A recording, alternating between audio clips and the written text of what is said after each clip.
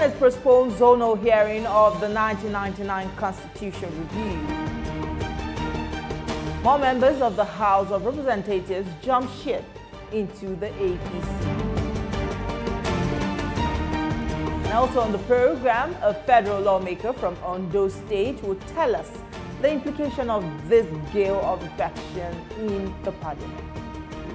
This is the Hallowed Chambers on TVC News. I am Tijesu Adili. The Senate has postponed the Northwest Zonal public hearing on the review of the 1999 Constitution. This follows the death of elder statesman and prominent industrialist Alhaji Aminu Dantata. President of the Senate, Godswill Akpabio, says a new date will be decided by stakeholders after the return of the chairman of the Constitutional Review Committee, Senator Jibrin Barau, from Saudi Arabia, where he led a delegation to condole with the Dantata family. In view of the demise of a very prominent philanthropist and stakeholder, led Alhaji Aminu Dantata, whose obsequies is about now in Saudi Arabia. The Senate resolved to postpone the Zonal Constitutional Conference of the Northwest to a date to be mutually agreed. The Senate has confirmed the appointment of Mr. Thompson Oludar Sunday and Dr. Kabir Sabo Katata as Managing Director and Executive Director of the Nigerian Deposit Insurance Corporation, NDIC. This follows the adoption of a report by the Senate's Committee on Banking, Insurance and Other Financial Institutions, which screened and recommended the nominees based on their qualification, integrity, and extensive industry experience. The nominees' performance during the screening exercise is indicative of their qualifications and suitability for their appointments as Managing Director and Executive Director of NDIC. Will the Senate confirm the nomination of Mr. Thompson Oludar Sunday for appointment as Managing Director of the Nigerian Deposit Insurance Corporation? Those in favor say aye.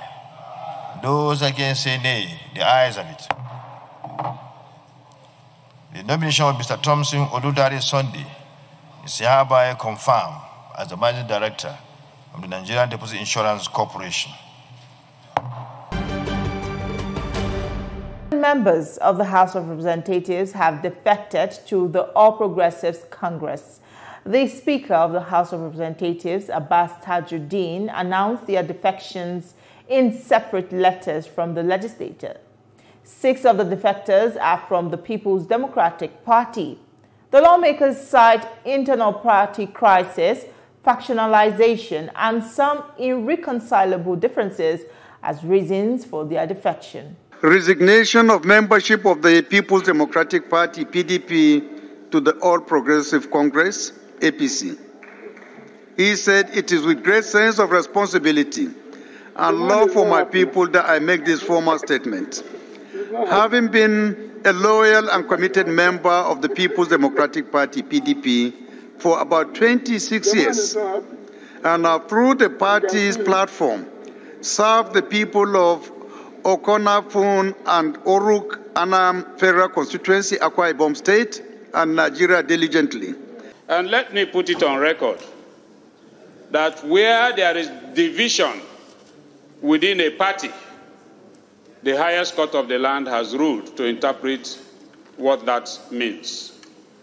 And as we speak today, it will be unlawful, it will be out of place, it will be inappropriate to conclude that the People's Democratic Party has a division in the eyes of the law within the party. The Special Ad Hoc Committee of the House of Representatives on the review of the Constitution says it is committed to ensuring broader participation by Nigerians and other leading players in the ongoing alteration process to the Constitution. To this end, it is commencing public hearings across 12 centers in the 6 geopolitical zones of the country. Deputy Speaker and Chairman of the committee, Benjamin Kalu, made this known while addressing parliamentary reporters.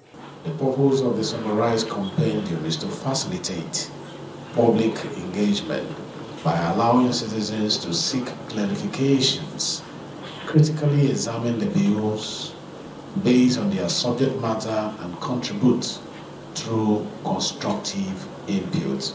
That is the second bridge is going to guide all the report we are going to drive from the field. Will go alongside issues mentioned in this compendium. We'll take a quick break, and when we return, I will sit down with a member of the House of Representatives from Ondo State who will highlight some of the matters arising in the Nigeria's parliament. This is Fireworks. Why should people elected into office and are being funded by the treasury of the state, and then their salary and allowances will be treated in secrecy? Fireworks, only on TVC News. Thank you for staying with the Hallowed Chambers. Now, my guest today is a member of the House of Representatives from Ondo State, and his name is Honorable Donald Kimikabo Ojogo. It's good to have you on the program. Thank you for having me. Evening. Well, recently, more lawmakers from the opposition side joined the APC during plenary, and we're beginning to see, or we have been seeing, this mass defection from opposition side to the APC. A lot of people are concerned about this because this has raised eyebrows. If we're seeing this continuous movement from the opposition to the APC, we've heard talks about a one-party state and all of that. Isn't this just going to convert the National Assembly as well into a rubber stamp? Well, I think we just have a responsibility to also refreshen our minds with history. Defection from one political party to another political party, or from one party to others, it's not something new. It's not happening with the 10th Assembly. It's not commencing with it. Some of us, even before we were born, came to read from history books that people defected from one party to the other. And it's one out of political exigencies that individuals voluntarily make up their minds to defect from one party to the other. Then the second leg of your question, which in my own opinion is a needless apprehension, is whether we are going into a one-party state or the National Assembly will be a rubber stamp. It's neither of the two. Well, there is no need for people to be apprehensive whether the defection will eventually lead to the emergence of a one-party state. Remember, a time there was in this country when the PDP held sway, and I know the number of governors, out of the 36, not less than 26 or 27 governors belonged to the PDP. There were some who were also members of the opposition party that moved on to the PDP. Did PDP eventually become the singular party in the country? No. PDP itself was even dislodged. That is to tell you the enormity of the sophistication, political sophistication of Nigerians. So it is not in any way near anything that could be frightening, to the extent that people will say we are moving towards one-party state, or that the National Assembly will be a rubber stamp. So in your own opinion, would you say these defections are more of ideological shift, or is just a case of survival, political survival for those that are moving? What does this mean for the principle of checks and balance in the system? Yeah, when we talk about ideology, political ideology, I will say that there are no political parties in Nigeria, as we speak today, that have their own definite, well-defined, collective ideology that people follow. But that does not take away the fact that there are individuals who are idealistic, there are individuals who are dogged in their own personal ideologies, there are individuals who have decided to have some form of political integrity around themselves, which we may call ideology. But to say that there are ideologies in political parties. I think it's nothing near, no, it's nothing close to it. It is not a matter of ideology. I mentioned earlier on that in most cases, political exigencies dictate the decision of persons, the decision of individuals to move from one party to the other. For instance, we are talking about defection. Just about 48 hours ago, there was a development. That was a major defection. People call it coalition. But in my own opinion, it was a cross-party defection from one party to the other. Those who belong to other who defected to other parties also going to form another party. So people defected. Would you want to say that it was propelled by ideology? Ideologies died with the First and Second Republic. Well, I really like the angle that you took there, talking about the coalition of the opposition parties, which brings me to my next question. This coalition is beginning to gain traction, and a lot of attention is beginning to shift to this coalition. And as a member of the APC, do you worry that some of your members will be tempted to jump ship since this is beginning to get a lot of popularity? I'm talking about the coalition now. Well, it depends on the angle you are looking at it. It's also the angle from which you look at it might be different from the angle a political practitioner will look at it. I, as an individual, do not believe that the contraption called coalition, as it were, is anything that is enticing enough for anyone to be tempted to join. One, we are all students of politics. We are in this game, and for you to have been elected into the House of Representatives, you must have gone through the furnace of at least some political tutelage. We are not unaware of the contradictions that are inherent in that coalition. A very serious politician who is not part of the coalition today would rather wait until those internal contradictions in that contraption called coalition are sorted out. The contradictions are simple. When you have a collection of individuals, politicians, those driving the process. One was a presidential aspirant. Well, I would have asked you because looking at the big names, or would I say the big wigs that are joining the party, look at David Mark, we see Rauf Aregbesola, former governor, we see Peter Obi, we see Atiku, and the likes of it. And your members of the APC, some of them are saying there's nothing to worry about. Even the president himself says there's nothing to worry about. Don't you think that it's sort of like an overconfidence and going to bed, with full confidence? Don't you think that there's something that should be, more checks should be put in place to ensure that, they don't pull the rug from under your feet? Well, it's a thing that one has to really think about. Yes, as a politician, you should not overlook or undermine any political move that is aimed at unseating you, that is aimed at undermining you, that is aimed at shifting you from your point of comfort to the otherwise. But I want Nigerians to be rest assured. I am not speaking for the government. I'm also not speaking for the party because I'm neither the spokesperson of the party nor the spokesperson of the government.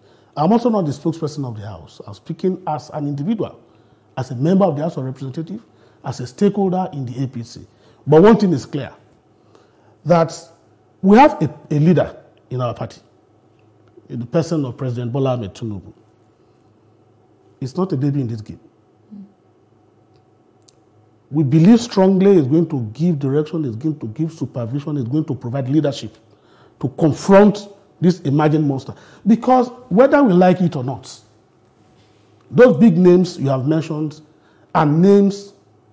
I don't belong to the class of persons who say they are nothing.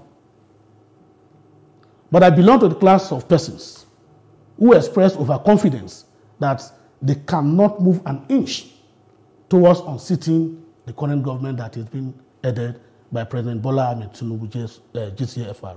Why do I say so? Here is a man who has been in the game for upward of 4 decades.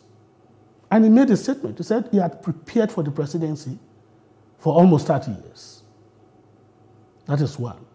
There is a man that had all the odors of government against him when he wanted to run for the president. When a government in power is against you, and you belong to that same party that controls the government in power was against him. The economy was twerked against him.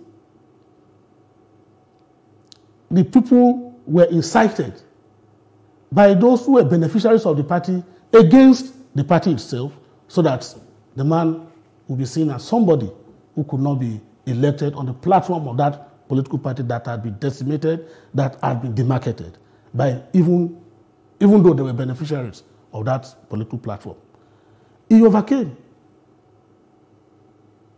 He overcame. How did he overcome? Because he was prepared. I am not trying to be prophetic, but I believe strongly that the president cannot claim that he never saw this coming.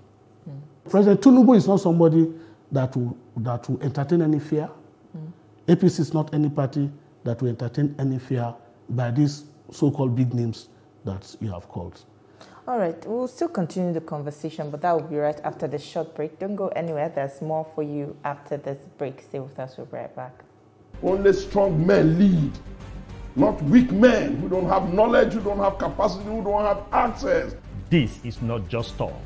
This is fireworks. Why should people elected into office and are being funded by the treasury of the state, and then their salary and allowances will be treated in secrecy? Fireworks, only on TVC News.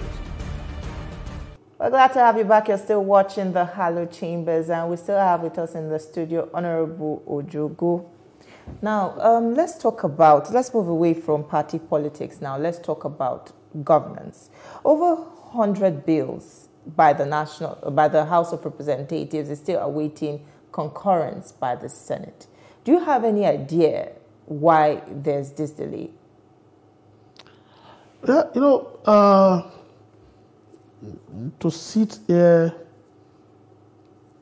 and appropriate wisdom about why it is like that may be out of place for me. But looking at the enormity of work we do in the House of Reps, I am not a member of the Senate. I want to strongly believe that the responsibilities we face, the responsibilities we discharge, are not, things are not different in the Senate. Well, it could be as a result of workloads. I don't want to subscribe to the fact that it is a deliberate thing on the part of the Senate. Yeah, I know you are talking about a step we took in the House of Reps to step down a particular bill that came from the Senate. It was not to spite the Senate. It was just a flag that we raised.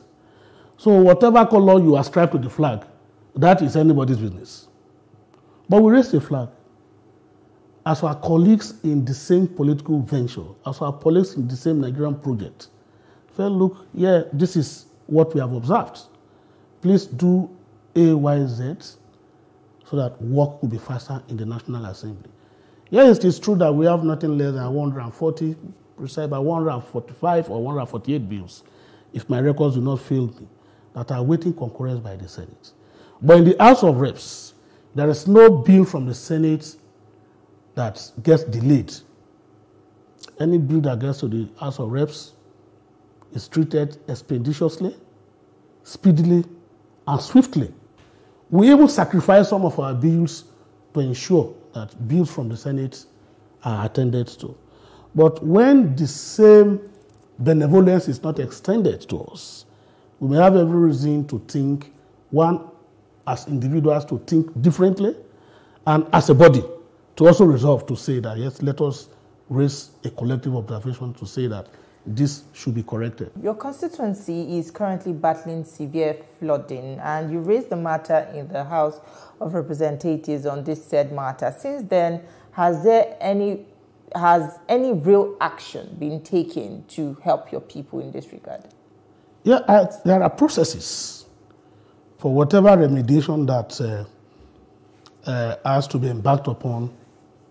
There must be processes, and yes, they had the privilege, acting on the benevolence of the Speaker, Right Honorable Tajuddin Abbas, PhD, the People's Speaker, as we call him. I initiated the process of bringing the attention of the nation, bringing the attention of the federal government to the ravaging flood in the largest of the federal constituency. If you know my place very well, the largest of the federal constituency is the only oil-producing federal constituency in the entire Southwest. It is also the only riverine federal constituency in Ondo State. So the effect of floods, anytime there are severe floods, the effect is always devastating.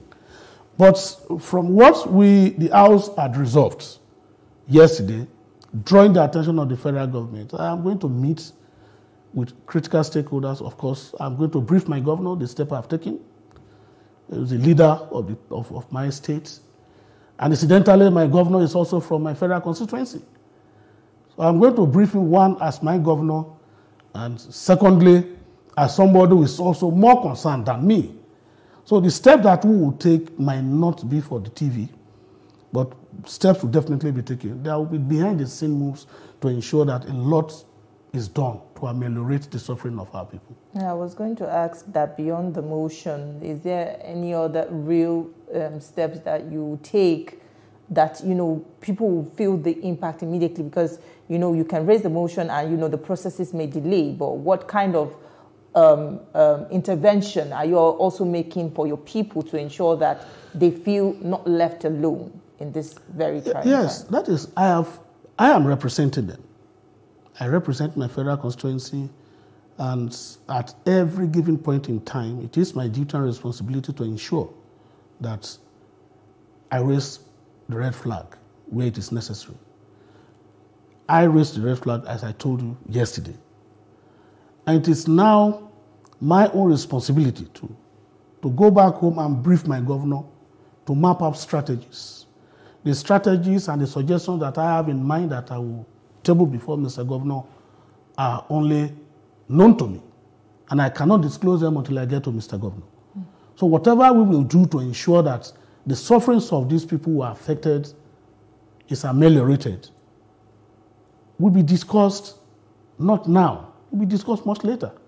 And we will be swift about it, we'll be decisive about it, and we will make sure we pursue it vigorously to ensure that more damage is not done to our people. All right. You also have a bill for the creation of University of Oil and Gas in your constituency. Yeah. Can you tell us what level that bill has gotten to, the impact that it will have if eventually passed and assented to? What prospects does this bill hold? Yeah, the idea of that bill came, there are two bills that I am pursuing concurrently. The idea of the bill came 2 months after my inauguration in 2023, around August. Well, in politics, you just have to, more consultations. I had to do my consultation. I went to the fields. I asked questions from ranking members to ensure that my T's were crossed, my I's were well dotted. So just about when I was, putting this together, there was this natural challenge, ill health, but we thank God for everything. I had a break of almost 7 months as a result of ill health, so I put it aside. But when God finally intervened and I returned, I vowed that those two bills were going to be vigorously pursued, and I reignited the process. One, National Institute of Vocational and Entrepreneurial Studies will be sited at Agadagbogbo, which is my own area. Just have 1 more minute. Arogbo. That one, the importance of that kind of institute cannot be overemphasized. Then, in the case of the Oil and Gas University of Technology, as I said, that is the only federal constituency that is oil producing in the Southwest. Look at the entire Southwest. Even though we have oil and gas deposits in abundance, what do we have in terms of manpower development? So the purpose of that school, that university, by the time it finally comes to stream, is to ensure that we maximize the opportunities of our gas deposits to train our people who are in the industry. Most of our people in the industry are low-level persons, low and medium-level persons. We want to ensure that we at least take proper charge by way of training. So if we have that kind of university, it's going to be a breeding ground for persons who man that industry. My Ondo State has nothing less than between 60 and 65,000 barrels of crude every day, and we have over 4 billion crude deposits. So we cannot but ensure that this type of university is sited.